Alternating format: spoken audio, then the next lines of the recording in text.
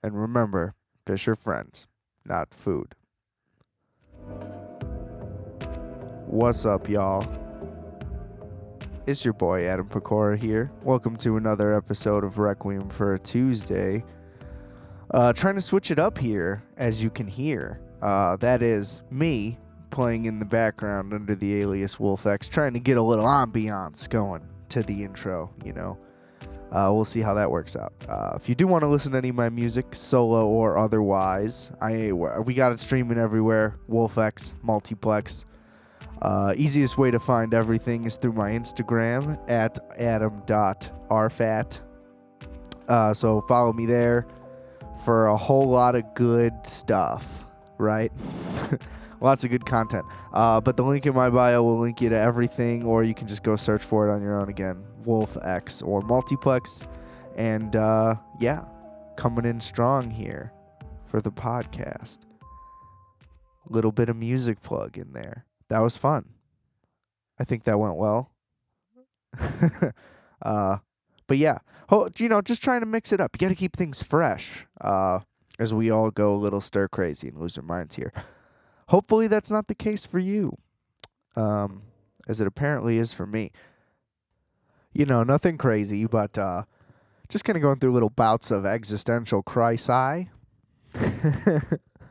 love words that pluralize with I. It's one of my favorite linguistic pleasures to partake in. Now, unfortunately for me, there aren't very many words that do pluralize an I, so in that case, I got to make some up. And I like it that way. You know, who needs to follow the rules of the English language? Like, you guys understand what I'm saying, you know?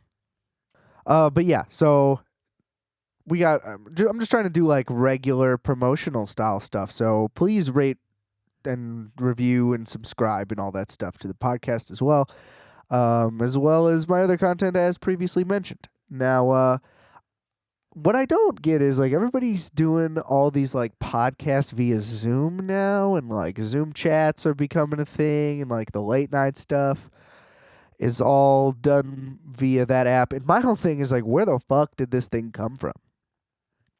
I had never heard of this app prior to the pandemic happening, and I'm like, damn, they really churned out a video chat app pretty quick for this. Like, oh, Zoom, the official group chat of the coronavirus. But no, apparently it's been a thing for years. And I mean, I guess, how would I know what real companies are using internally? I guess I don't really have a way of doing that. But I feel like any like hot tech you've at least heard about, if it's like the most popular chatting thing on earth, you would think that at some point it would be mentioned in a day-to-day up until this point. And it was just weird to me. Like, everybody's talking about it like it's normal. And I'm like, what the fuck is Zoom? They're all just acting like, oh, you haven't heard of it? And I'm like, bro, no. What? You know, why didn't anybody tell me? I don't know. But yeah, I still don't have it, still don't use it. There's nobody to talk to. So, yikes. Just kidding. Fortunately, I don't do video, so I don't have to worry about that part. I am looking into getting some audio guests onto the show, social distance style. So that may be coming forward, something to look forward to there. But yeah, where the fuck did this come from? I mean, it just really dropped out of the sky. I assumed that to this point people were still using Skype. And I found out that it's terrible. And I mean, like, I never thought it was great, but when Skype came out, it was all there was. So it was like, this is the coolest shit ever. But I guess they kind of plateaued out. Sorry, Skype. Zoom appears to be the way to go. So, but yeah, thanks for letting me know, I guess. You know, might have been useful to have that information beforehand. Now I look like an asshole. But I mean, you know, it's a crazy time. We all have always clearly thought that the end of the world would be a whole lot more dramatic. And I mean, there's still plenty of time for that to happen. You know, don't get me wrong. It easily could be way crazier. But I mean, if you're going on the movie to reality scale, doesn't this kind of make sense? You know? Like, most, let's say like most like traffic chases probably aren't as crazy, I think we can safely say, as they are in the movies. You know what I mean? And turns out that like even a more tamer version, if you want to call it that, I guess in the context of what it is, sure. But like 28 days later, seems like a realistic portrayal of what a zombie outbreak would look like. Now, maybe that is a realistic portrayal of a zombie outbreak. But in terms of the apocalypse, like, there's no, like, okay, I guess apocalypse isn't the right word. But I mean, like, for the situation we're in, like, where even where it requires a government shutdown, like, you're instantly, I mean, again, it's not like shut down, but like, it's hard to not talk in those extreme of terms because that's how it seems like, right? Like, the whole country's basically on pause. And you would think that financially that means like, all right, I'm about to fucking run up in Walmart. I'm gonna get me a 42-inch TV. I'm gonna get me an Xbox and some socks because like you gotta have socks. You know, you don't know what's about to go down out there. Uh, and that would be valid thinking. You think there's gonna be looting and like nobody's working, so like everybody's gonna go nuts. And it's kind of like, yeah, we're all going like we're getting like a little stir crazy. But it's honestly everything's just a little bit more boring in real life, and I think that's always been the case. And I mean, look at the president himself, right? Like in comic books and whatever, like the supervillain guy is like a rich guy, like Kingpin, like works his way to the top and gets himself elected and blah, blah, blah, does all these terrible things and like has his name on all the buildings. And it's like, oh, this guy is great, blah, blah, blah. It's like, oh no, he's a monster, And then in reality, it's just fucking Donald Trump just doing that. And like his evil plans aren't as like dramatic and like dictatorial. Is that how you would say dictator eel? Dictatorial. You got to learn how to use your cock, bro. Uh but yeah, like you would think that everything would always be in way grander things, and it's just like everything's just way more drawn out because the government's fucking slow. Period. You know what I mean? Like Rome wasn't built in a day. Neither was the fall of the like. You know what I mean? The government can't fall as quickly as you think. I guess. Who knows? I mean, we can certainly test that theory. But yeah, I don't know. It just kind of seems like we would be. I don't know. It seems like this situation would be more dire under what we'd expect. But I mean, since nothing like that's ever happened before, we're just assuming it would be like a fucking crazy movie scenario. You know. And I'm glad it's not. I mean, I'm not exactly strapped to the nines ready to fucking bust down intruders or whatever. No, don't get me wrong. You know what I mean? Like I got an arsenal, but it's not my wheelhouse. I'm not Patrick Swayze out here trying to hold down the fort like a fucking rock star. You know what I mean? Like I played enough Nazi zombies that I feel like I can get around for a little bit, but I ain't ready for like no Mad Max type shit. And yeah, I don't know. I think that like the comic book villain element of the president is really, really overlooked, and I think that you can make a lot of parallel art like to that. And I mean, there already is. Like as I said, it definitely draws a lot of comparisons to comic book villains and stuff like that. But I would love to see like a political commentary that takes place under the guise of it being a supervillain. You know what I mean? Like, let's say there's like a smart superhero alternate movie, whatever. Just like some studio wants to make like their Hancock or Darkman style movie. And the villain is basically the president, but you do it subtly enough that, blah, blah, blah. So I think that's a good idea. I love how, like, for a while now, but especially now the other day, like that Quentin Tarantino thing came out where like he's telling the story about how he got drunk and found himself sitting next to Pierce Brosnan, as we all do. And, he got drunk and pitched him his Bond movie. And it's like, it sounded incredible. And it's like, of course it sounded incredible. He's a fan. Like, he gets what would be dope. That's why all of his movies are fucking awesome. If you're one of the people who's all bummed out because like he borrows from too many people, then I'm sorry that you can't have any fun. You know. Uh but it's just like the whole thing where he's like, "Oh, I went down to Paramount and I pitched them my Star Trek idea and they loved it and they're going to get somebody to write it and we're going to make it." And it's like, I'm so jealous. I wish that was my gig. I just wish I was the think tank guy. I'm just going to spew out the ideas. Now, I'm no Quentin Tarantino, So, obviously he has earned his stripes and his place to do that, but the fact that he should just be doing that. He should just be going to studios and just pitching them ideas, and maybe all movies will become better. Just give the guy a fucking story credit. You know what I mean? Like, more people need to listen to this fucking dude because he's probably right. It would be cool to make a version of Transformers that's a 70s action thriller, revenge flick. Like, of course that would be awesome, Quentin. All of his ideas of like genre forming and whatever are fucking sick. You know what I mean? You're trying to tell me you couldn't see that dude snort a line and then just come up with Joker? Like, he's definitely had all the like right ideas of like, how can we combine these cool things and do all this in these cool ways and like Western style, blah blah blah, and whatever. It's clearly his runway. I'm just saying, like, he should be doing this on a mass level. I don't understand why we don't have like a huge fan doing this shit always. And I mean, that's why all of his movies like are so good, because there's passion behind it. And it's like, that's always what's lacking. So it's like, at least if the core ideas of movies have an original passion and like there's like a solid layout going, like, you can't go wrong from there. I mean, like, everything's going to be in good writing. So if you hire shitty writers, it might be a shitty movie and blah, blah, blah, etc. But if you start out with a shitty premise, then your whole thing's never going to have a chance to begin with. So I don't know. I just think, like, give the people with the creative minds, let them just come up with the ideas. Like, why aren't studio heads just like the best filmmakers and they can just get the best shit made? I don't know. I guess I don't really know enough about how it all works, but I think that in a dream scenario, like, the people making our shit would be the people who like shit. You know what I mean? Like, there's a big difference between someone, like a company that's churning out shit on an assumption that people will just watch it. You know what I mean? Like, there's a difference between making something that you want people to watch and making something that you want people to watch because it matters to you.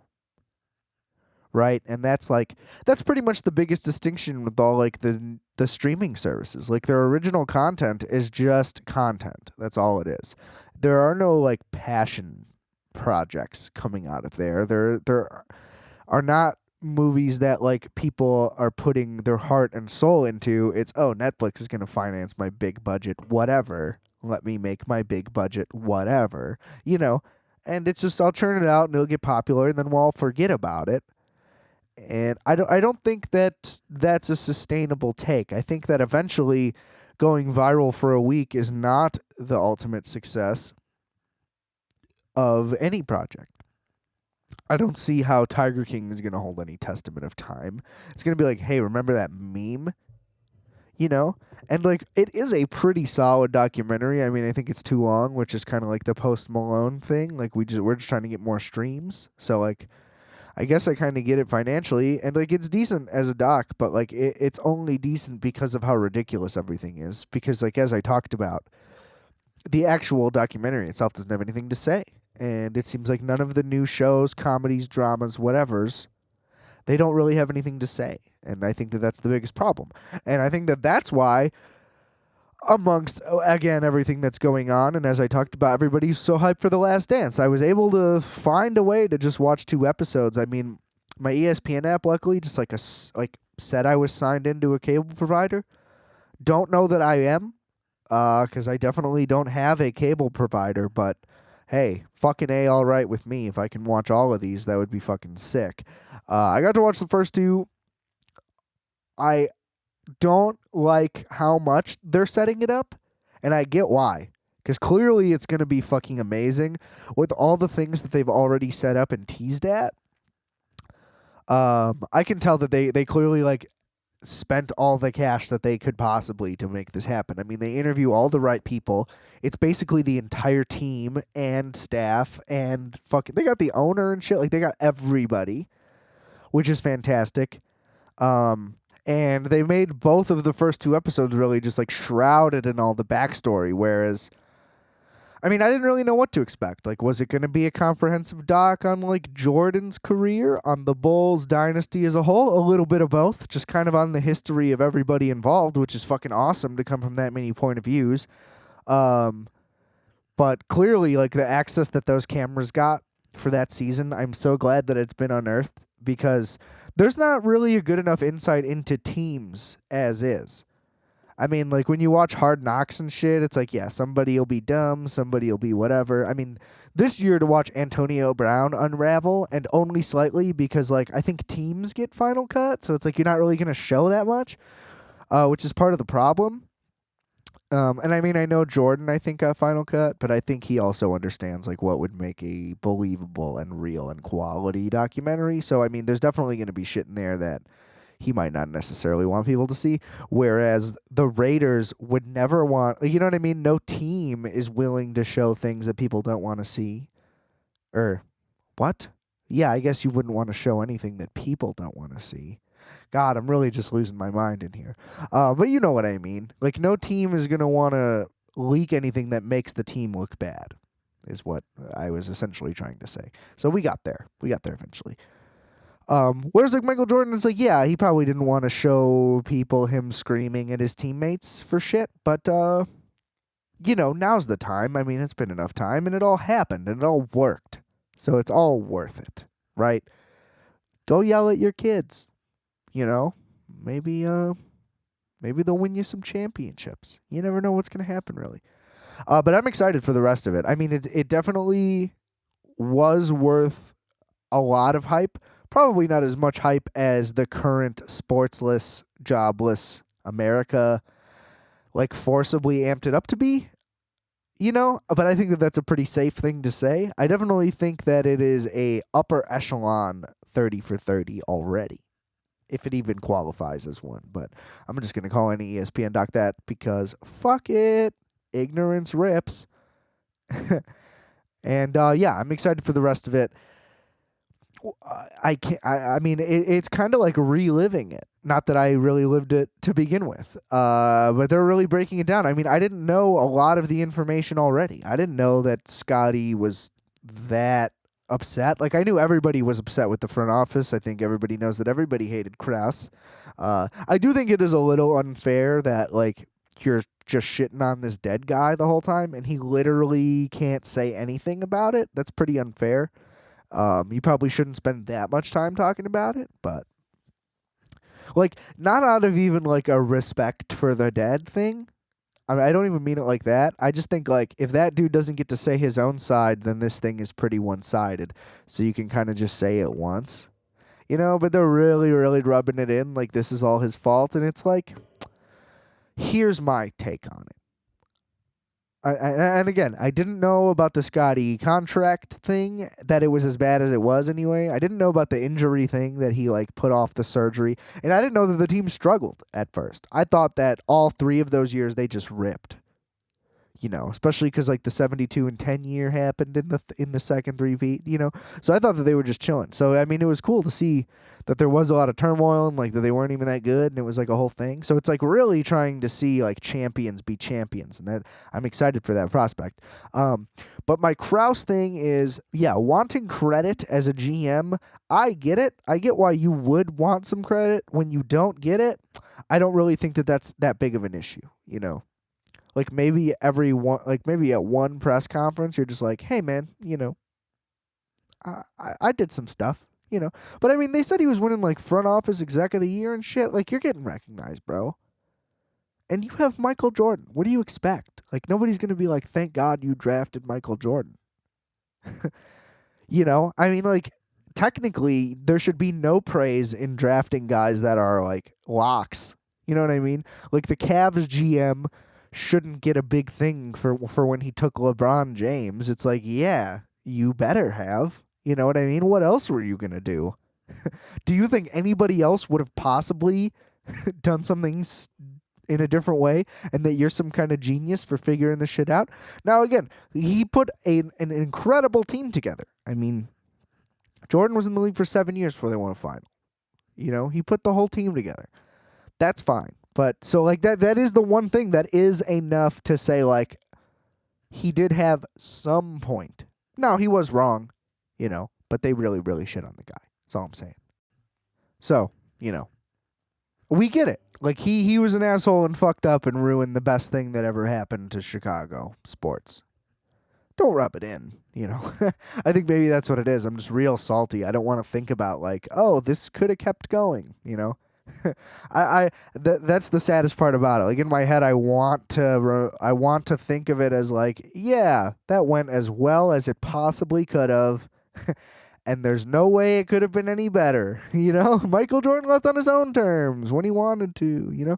Let me just keep being ignorant like that. I think that getting that light shined on it really just made me uncomfortable. So maybe as a homer, that's why I wasn't a fan. And then didn't expect to touch upon this. Didn't expect this to be a super sports heavy episode, but breaking fucking news today, which I guess I'm naive for not even, like, it didn't even really cross my mind that this could happen, but fucking Gronk is back with Brady. And let me tell you this, the level of excitement that I got for the NFL season skyrocketed tenfold. Okay, the draft is already coming up in a couple days, and I cannot wait for it. I have loved the draft since I was a kid. I think the draft is part of the reason why I got so into football. It really just exposes you to so much. What the thing that I hate about the draft is learning about a guy and like really falling in love with a guy, like almost as if you're a GM and you're like, man, I would fucking take this guy if I could. And for all rounds, you know what I mean? Like, you find out about guys that fall back. I've always been a big Kellen Moore dude. I can say that full-heartedly, along with, basically I wanted all the spread guys that I liked coming out of college. And at the time, that wasn't thought of, and now it's becoming a normal thing. And I'm like, well, that's kind of fucking annoying because I know, I know. I thought that I knew in my heart that some of these dudes would really make it. Like, I thought Kellen Moore would have been a legit pro. Colt Brennan from Hawaii, that team was amazing, okay? And Graham Harrell, Michael Crabtree's quarterback, a Texas Tech guy. I remember those three guys. I was like, I don't understand how nobody sees this.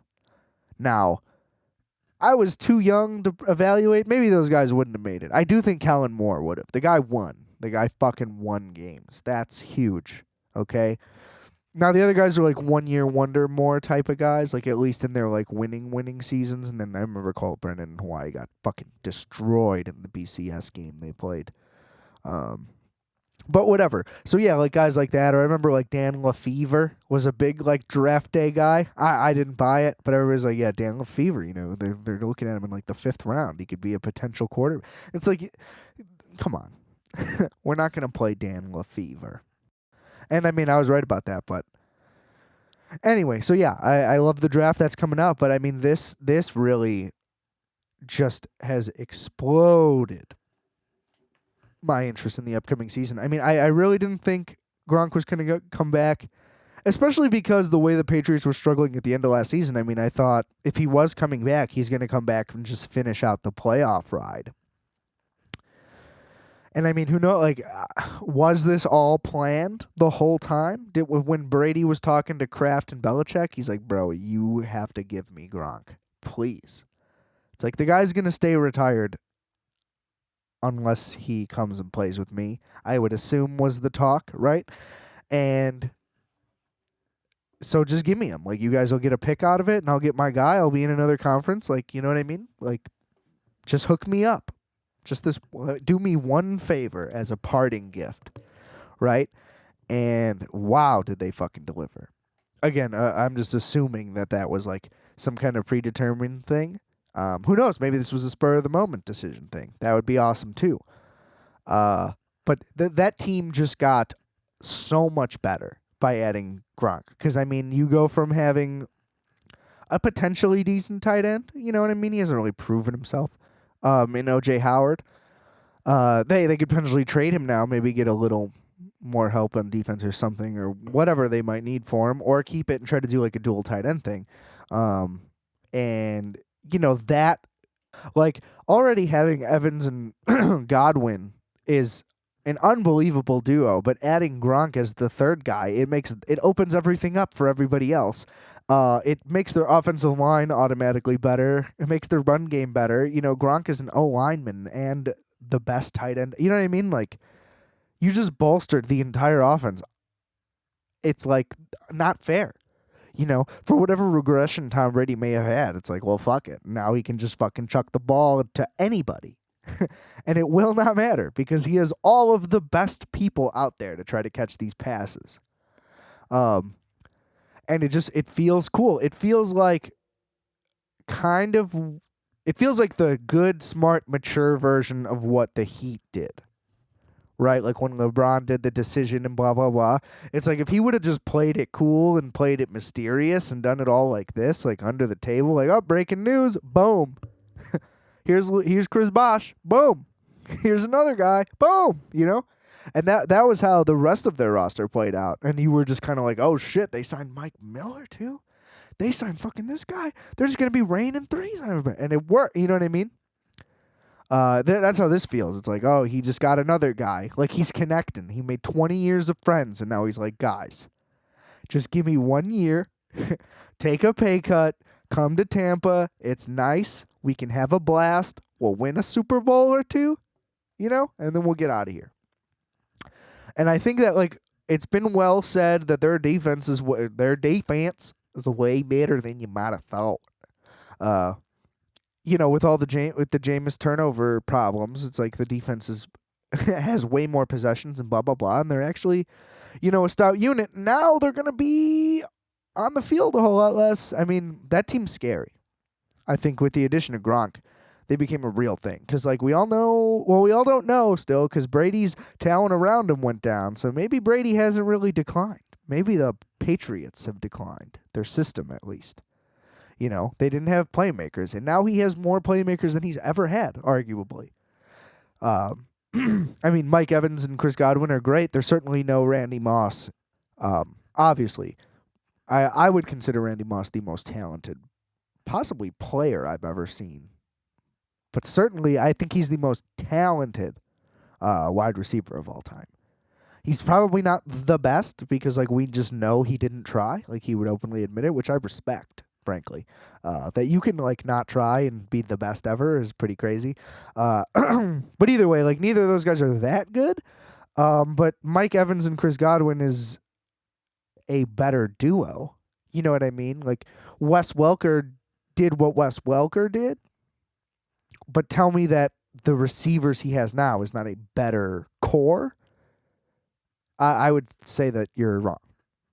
I'm sorry. Because their other guys weren't that great. I mean, Jabbar Gaffney, Dante Stallworth, those guys, they were good, but they were elevated by the play of everybody else. And I think Chris Godwin would be a number one on any other team, at least at this point. I mean, he certainly played that way this last season. So I think that team is really scary because you're talking two of the best receivers, definitely one. You know what I mean? I think Mike Evans is unbelievable. And you're talking the greatest tight end ever. And he took a year off. Presumably his body healed up, Now he's got months to train and be ready. It just sounds perfect. I mean, he might not play as many snaps or whatever they might have to do differently to keep him more involved, but I don't see any way that this is a negative thing. So it's scary. Just had to jump in and give my little take on that because fucking Gronk is a god, and I love that guy, and he's gonna he's gonna have a fucking blast out in Tampa. I think we can count on that. That's for sure. It's gonna be a hell of a fun team. It seems like, and I do not think it would be a mistake to instantly put them into contention. Now, that may sound crazy to a lot of people. I think that if you've seen anything over the last 20 years where 9 of the last 20 Super Bowls had Tom Brady in it, that there's not a reason to think that he won't be back, especially now. I mean, if there's even more to come, who knows? There might be even more deals on the way where everybody just starts fucking signing there. I wish that they would have signed Gurley, kind of, now. Not that I think that he's okay. I mean, definitely his shit's all rocked. So I don't know what the fuck's going on with that guy. But you know what I mean? Just like imagine all these explosive, crazy deals just being signed there, where they're just like, "Oh, we got this guy. We got this guy." I can definitely see that in their future.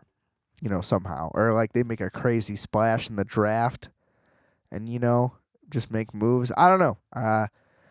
I think that team has to go into instant contention. You have to give Brady the benefit of the doubt. You have to give fucking Gronk the benefit of the doubt. Because it was Gronk that brought the Patriots back, like almost single-handedly. He changed that team entirely. Like, as a force of nature, he fucking willed that team into a completely different scenario, and like they excelled because of that guy. They would not have been back in Super Bowls without him. You know. So honestly, like the whole thing I said about the Bears' potential in the NFC just kind of breaks my heart now. And I think we're supposed to play Tampa Bay. Would love to be able to get my hands on that. I'm gonna get ready to get the credit card ready. I'll fucking drop some cash to get to go see Tom Brady play. And then it'll be a nice little parallel story to me seeing the Wizards, or seeing Jordan on the Wizards. I can have seen Brady on the Bucks. Yeah, that would be nice. Anyway, sorry. Make the people laugh, Adam. They want you to make them laugh, okay? Sorry. But I mean, it has just been what a crazy start to the week. I mean, you get on Monday, you start with the 420th 420 of all time.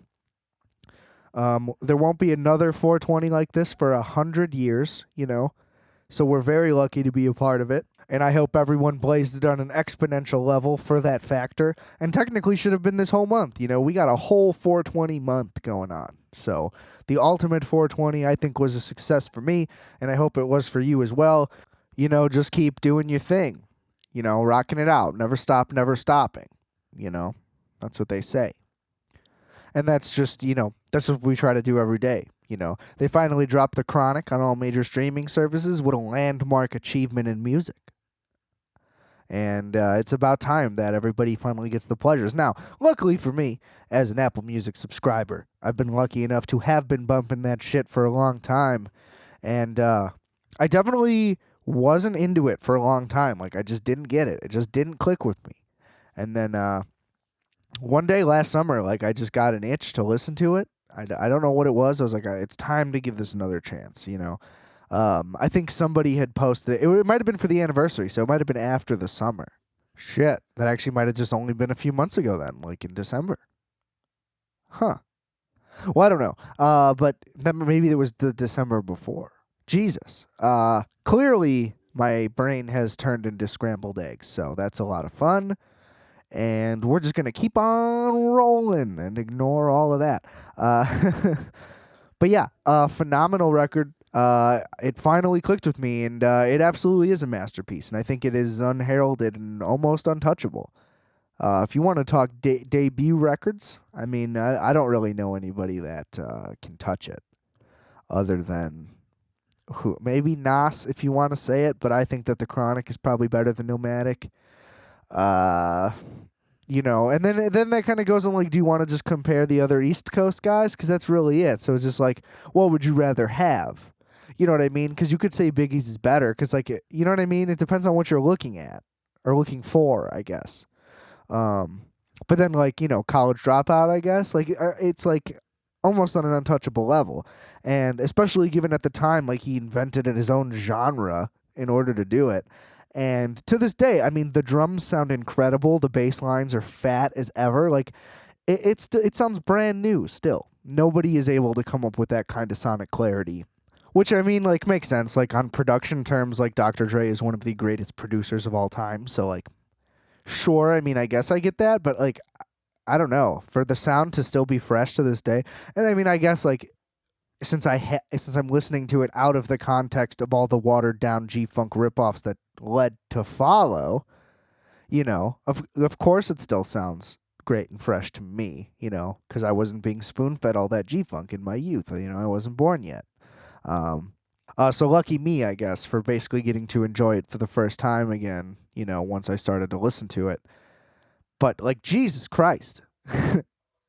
Very few records, like, truly just, like, blow me away when I listen to them, and that is absolutely one of them. Like, it is one of the greatest landmark achievements, I think, and not just even just in hip hop, like in music in the '90s for sure. Like that is 100% one of the best albums of the '90s, like for sure. And I mean, I know that that's not like a controversial thing to say. I'm talking about what is like widely recognized as one of those great albums. But I mean, like to take those like George Clinton samples and like just to do what he did with it and everything, and just like I don't know. I can't even put it into words. He just straight up crushed it. I mean, fucking bring Snoop in, and just all the features are fucking sick. All the singing is sick. Like the skits are fine. I've never been a big skit guy. Very rarely am I like willing to listen through them, and I definitely think a big problem that a lot of rappers have is making their skits way too long. Where it's like, yeah, this bit might have been funny around like 45 seconds in, but now we're like a minute 30 into this skit, and I'm like, I get it, man. Like you're trying to be funny. That's cool. And a lot of rappers are very funny, but I just mean like I guess in the context of an album, like do we really need skits? Um I don't know. I mean, like sure it kind of lightens the mood, but do we even want that? Right? But I would do anything to listen to those instrumentals. So I mean, you can put fucking whatever you want over them. They just sound absolutely perfect to me. Everything about it. I've been thinking about trying to do like my own style of a G funk thing, just to see if I can like make that same type of sound. It is just fantastic. Uh, and Parliament's still banging it out. I saw them at Pitchfork like 2 years ago. George Clinton was still going pretty hard. I mean, he didn't move incredibly well. Let's say that. But they were fucking jamming. They sounded great. And glad I got to catch them right before they stopped, or right before the fucking world stopped. Better yet. Chicago's fucking canceling a bunch of summer shit now, so I think Pitchfork may be canceled again, which you know, it's the only thing I go to, so it's like fuck, man. Come on. Not a big festival guy. I fucking lawless garbage. It's like why would I want to spend more money to like be farther away and like more annoyed and have to pay more to like survive? You know what I mean? And it's like plus I got to go all the way downtown and like get all the way to the park, and it's like it just seems like such a hassle. And it seems like it's such a massive like area. It seems like it covers the entire park. It's like you got to walk across that whole fucking thing to get somewhere.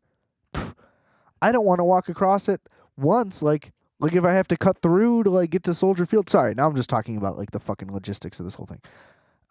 Whatever. Fuck it. The summer is coming and it's already being canceled. And I don't really know how to handle it. What are we supposed to do? You know what I mean? The air conditioning bill is going to be outrageous. Isn't that a concern for everybody? Can you imagine the kind of clout AC repair guys are going to be getting? I mean, Community has foretold quite a few things, I think, in our lives. But I think I'm finally going to begin to understand just what they meant by how important those air conditioning repairmen are. Because I think business is going to be booming. If it gets hot for fucking 3 days and some dude's stuck in his house, he's going to kill his wife and call the air conditioning guy to come fix it. Those will be the fucking days, Toots. Okay? When I get myself off of this wife beater and my sweat stops dripping from these pits, you better believe you're gonna go head first into the fireplace. And I'm gonna set this whole house to 75 degrees. And we're gonna learn what it's like to be cool for once. Wow. Yeah, so that was my rendition of what it was like to be in what would today be considered an abusive, but then considered a typical American family relationship via the era of when air conditioning became a thing. So yeah, that was clearly a coherent explanation of that bit. This isn't going on too long at all. But anyway. Sorry about all that dinging, I'd be just waving my arms wildly throughout this. Like you can't tell. But I definitely be spazzing out here. And sometimes some things get knocked around. Sometimes, your girl falls down the stairs, she's clumsy. It happens sometimes. I mean, we've all gone to work with a couple black eyes, right? I know my wife has. Yeah, yeah, yeah. No, but I kid. I mean, I do feel bad for those like stuck with like their boo. You know what I mean? Like, while in a normal, I mean, what is normal? I guess in a storybook scenario, it would be great, and you get to spend a lot of time together, and it could be really beneficial.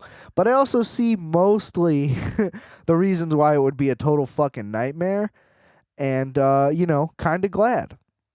I mean, could you imagine just really how much somebody could get under your skin in close quarters? Like if you had to spend that much time together, for that long, especially if things already weren't going that well. It's not a good look. You know what I mean? You can't do anything about it either. You're trapped. Yeah, that seems like a fucking nightmare. So hashtag all my single ladies. We fucking grinding it out here. We doing it big, right? I'll see you in the club when everything reopens. You know, I'll get your number. You know, what do you got going on? You been inside. I know you ain't up to nothing. That's how you're gonna know, right? Like quarantine ends and you try to hit up a chick to go out and she's like, "Nah, I got plans." And it's like the restaurant just announced that they were gonna be opening like 45 minutes ago. You don't got any plans, and it's gonna be the hardest time to reject anybody. Now is the easiest time, like just because you're not gonna fucking see anybody, so you can say whatever the fuck you want to anybody.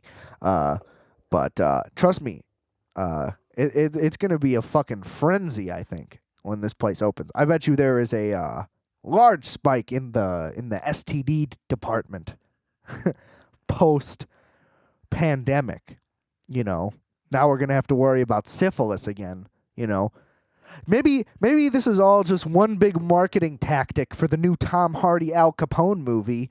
So when everybody gets out of quarantine, they all start fucking, they all get syphilis, and Tom Hardy's like, you know who had syphilis?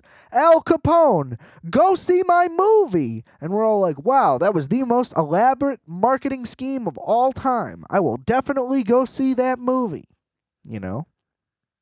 I would. Boy. It's just like I can't even find like a new thing to binge. You know how like I don't even want to say that it's like a fear of commitment. I think it's just like to have a full interest in a show is just so difficult, like you really have to sell me at this point. And one of my biggest factors is like if it's really long, it makes me less inclined, but like, the better shows last, man. I've been trying to like start The Sopranos for years, and I just can't commit the time.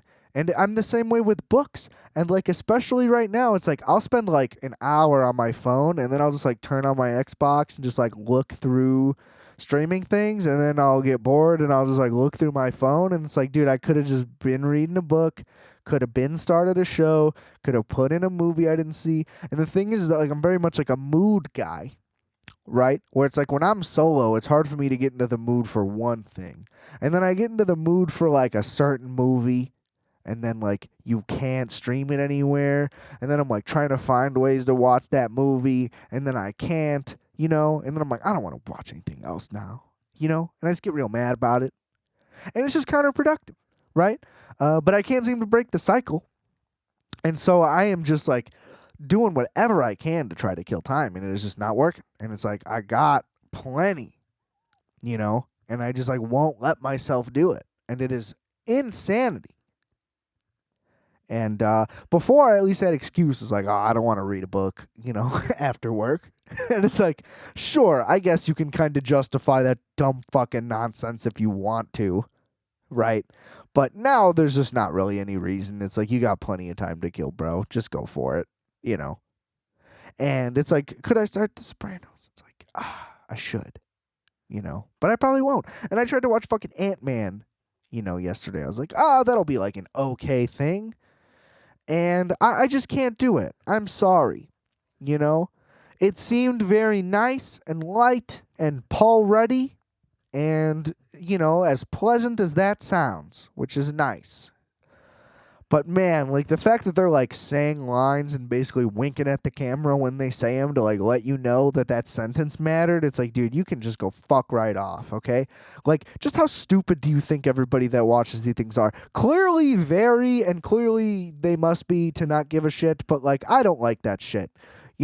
Don't spoon feed me fucking everything. Like I admit that I'm dumb enough to not pick up on Easter eggs a lot of the time. I mean, I think that's why they're there. But I mean, like in the context of like Better Call Saul, there's a bunch of Breaking Bad references. I miss some of them. Like the Easter eggs that are seeable at the time. Yeah, like I don't know. I don't spot them. Sometimes the themes of certain movies go right past me. I don't claim that I'm some kind of fucking Stephen Hawking in the theater out there. Okay? But you don't need to fucking say, hey, here's what's happening, right? Like, isn't that what we're watching? Sorry. The movie insulted my intelligence. I'm upset about it. But yeah, I mean, I don't know. I'm going to try to start digging into the DVD crate and just start going through everything I haven't seen. I had a hard drive full of shit. It was accidentally wiped, which I'm upset about, but at the same time, it's like there was so much on there that I was never going to look at, and it kind of just freed me from like, oh man, one day I got to pull that out. You know what I mean? Like, it took away from my list of things to watch based on ownership. You know what I mean? Like, by forgetting what was on that hard drive, I forgot what I've been wanting to watch, so I don't got to fucking deal with it anymore. It's almost as if like you had a car and you just keep putting all this money into it and you're like trying to fix it up and you're trying to restore it and you just like kind of don't really know what you're doing, but you keep toughing it out and you keep grinding it out because like, this is my project, let me have this, and like you just keep bickering with your woman about it and she just won't fucking let it stop. But then one day, your uncle comes by and just swings through with a new transmission, polishes that bad boy up, and you get home from work and you drive it straight into the fucking sun. Yeah. We all know how that happens. It was exactly like that. Imagine how liberating that would be for you. I don't know. Maybe I gotta stop eating all these canned goods. I think it's getting to me. It's weird. Now, it's for both budgetary reasons and so I don't have to leave the house as often. It's like an extra combo of both goodies. But I find way more comfort in just eating all these canned goods. But I don't know. It's just like meal prepping. It's just ready. One can. Eat it. I'm a dog. Feed me. Okay? What do I care how good it is? It doesn't matter. But like it would be pretty sick, I think. This wouldn't be anything that I would do because it's just not my wheelhouse. My wheelhouse is just sitting here and bullshitting, hopefully getting a chuckle or three. That's where I'm at. And then I make drum sounds. So I don't think that this could apply, but I think that somebody could easily do like I know that everybody's trying to do their own little like quarantine project thing. But I think a unique one would be to do like a cooking show, but only with like non-perishables. Now that would be fun, period. But let's say like, people can like dig through their pantry, use shit that they already had. Or like, you're on a budget or you're trying to stock the fuck up and you got like a pallet in your garage, filled with a bunch of shit. Whatever the case may be, I think like trying to learn some crazy cool recipes out of shit that's ready to go like that would be super fun. I know that I've been getting creative, but that might just have been the 420 in me, I don't know if that was the Martha Stewart in me, but I guess that is kind of the same thing, she'd just be blazing it fucking 24/7. I think that she's like hanging with, Snoop and shit, right? Are they still friends, or did that happen like once on the internet, like 15 years ago? Like she went to jail and he was just like, "Yep, she got street cred now. Let's fucking smoke a blunt." Is that how that went down, or are they just homies, like bowling. Is there a Martha Stewart feature on a Snoop Dogg record? I mean, I don't think so, and I hope not. But I mean, it doesn't sound that implausible to me.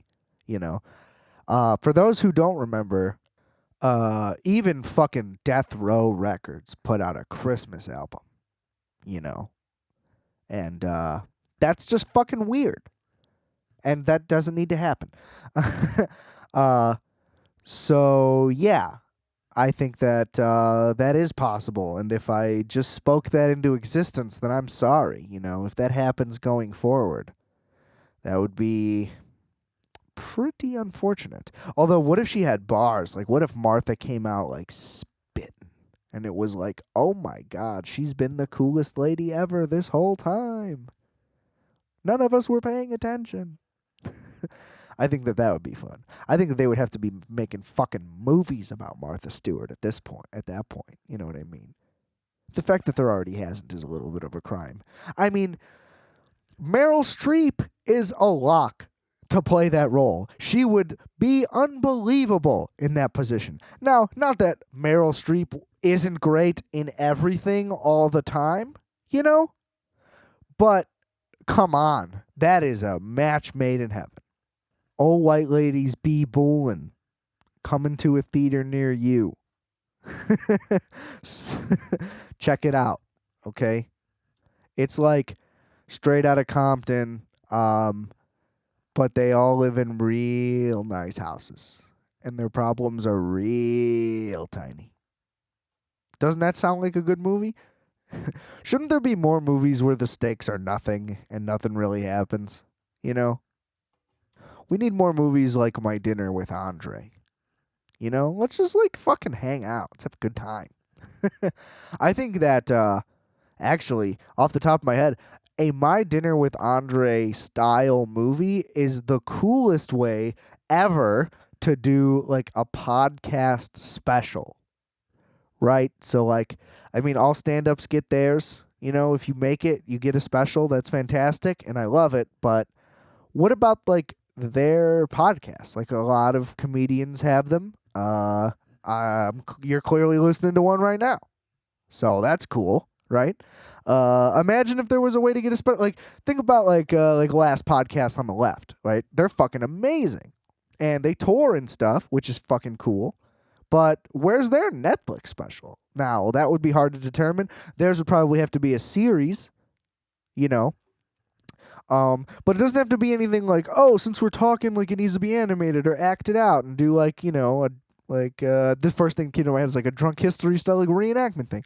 I don't think that any of that has to happen. Could be cool. Could ruin it, you know. But why can't you just, like, film a bunch of people chatting, like, but in a cool cinema style? So it justifies making it as a special versus just, hey, here's just a video episode. Or if somebody already does video, like, really takes it to another level, you know, by amping up all the production quality, you know, and just have a one-on-one interview, present it as if it was a film, and just call it your podcast special. I don't know, you know. Again, I'm just the idea guy. I just work in the think tank. Whether you make it, that's up to you. But if you want to make it, you know, give me a call. DM me, bro. Let's make that happen. Because sounds like I'm bringing the fucking heat right now. And it doesn't seem like I got a catcher, bro. Come catch this curve, you know? But yeah, one thing that I'll never understand about baseball and catchers in particular is, like, now, again, I will never claim to be a man in any kind of shape other than round, right? Hopefully that's not the case forever, but, you know, that's a whole nother conversation for a whole nother time. But I don't understand that, like, even if you were to work on your legs and exercise your feet and whatever the fuck you could possibly condition below the belt for however strong you could have it become, I don't see any scenario in which squatting for extended periods of time ever becomes a tolerable, nice, comfortable thing. I just think that that is naturally super uncomfortable, and honestly, I wouldn't tolerate it. I don't think that anything is worth that. Now, granted, like, you could be a millionaire, sure, right? But I mean, like, going through, like, Little League and all that shit all the way through high school and stuff, and you're just squatting for free? It's like, bro, this is hell. You got all this gear on. It's the middle of summer. That just seems like the shit end of the stick, bro. Like, I don't care how quick your reflexes are or how shitty you are at fielding. Like, if that's the reason you end up there, I don't really know. But fuck, man. I would rather not play baseball. That just seems like a fucking nightmare. Well, I think I'd rather just not play baseball, period. But that's, a whole nother conversation. For a whole nother time, We're getting towards the end of the hour here, ladies and gentlemen. And I've always thought about doing like hour and a half, 2-hour shows. I have no reason against that. This is a full, long form, open-ended medium, which is beautiful about it. I just kind of find that like once we hit the hour point, I think that I kind of hit a couple rhythms. I like to think that I was vibing, as the kids say, throughout at least some of it. Definitely hit some fucking A+ dingers, right? We're gonna keep the baseball references going. But I just think after that, like, it gets hard to sustain after that much time. I mean, do you even want to hear me for this much longer? Hasn't it been rough the last 55 minutes and 40 seconds? Because I bet it has. And thank you for sticking with me. But yeah, I've also thought about like when, let's say, I do another guest, like maybe I do a full show like this and then tack that on as the second thing. Who knows? Again, I'm sure I've talked about like the ideas I've had for format play before. But yeah, I don't know if anyone's ever wondered. It just kind of seems weird to me to do longer, but it doesn't seem weird to me to do longer. Sorry, let me go back on that. It just seems like too much. You know what I mean? I feel like an hour plus, like wherever it naturally ends within that time. Sometimes it ends at like 58 minutes, and I kind of have to like chime my way through a couple to get through. Kind of like what I'm doing right now. Wink, wink. No, just kidding. But yeah, it just seems like the right amount of time. I don't know. But yeah, I mean, the longer would be cool. I don't like doing less because it just seems wrong to me. Almost like, I don't know, like if you told me a movie was an hour, I would tell you that was too short, right? So if you tell me that a podcast is 30 minutes, I'm going to say the same thing. I think an hour is technically even pretty short. That's just kind of my one-man compromise. And I also have a weird thing with numbers, and I think we all do, again, like, here I go, saying this again. But I'm sure I've said this before. It's like the thing in sports. Like, if a guy had 99 catches in a season, I'd be like, man, if he just had one more, But it's like, having 99 catches is just as impressive as having 100 catches. You know what I'm saying? But for whatever reason, I don't know. If I see it at less than 1 hour, it just drives me insane. So that's just a little insight into my brain. There was no real reason for me to bring that up. But is there any real reason for any of us to do or say anything at any time? If the coronavirus has taught us anything, isn't it that most people are pretty useless and we can kind of just keep everything going pretty chill? like we don't really need that many jobs, There's just a lot of people, a lot of time to kill, a lot of money to make. So we're clearly going out on a happy note. I'm feeling good here. This is going to be the rare like late night post too, I'm going all for it. Going all in, Some days, the bug just gets me and I'm like, I got to get this recording in, and then when I'm done, there's no way I'm not going to post it. You know what I mean? I'm a man of the people. I'm out here, kissing babies, shaking hands, doing whatever the fuck you gotta do to stay afloat in this business. I can't even take myself seriously sometimes, but that's okay. I mean, should I? I think we should keep it a little fun, I don't even know what I just said right there. But yeah, I don't know. Just out here trying to have a good time. I don't even really know what I'm talking about anymore. Pretty much time to wrap this thing up. I think what that means is, yeah, like when I get to this point, it's just like I don't even know what I could say anymore. I feel like I've been talking for my entire life. and it's wonderful, and I love it. But yeah, let me just replug what I plugged at the beginning. As always, well, not as always, as of recently, you can find all of my music streaming everywhere. WolfX solo style, everywhere. Uh, I'm in a band as well. We're called Multiplex. Again, streaming everywhere. This podcast available everywhere. Really making strides in 2020. I've gone global. The globe just doesn't know it yet. Sorry, I just got a little screamy in there. The world will know who I am. I swear. If not, that's fine. Whatever. I don't have a complex or anything. I don't need to prove myself to anybody. But yeah, all that's streaming everywhere. You can follow me on Instagram at adam.rfat. Keeping the Brandon all together. It's all there.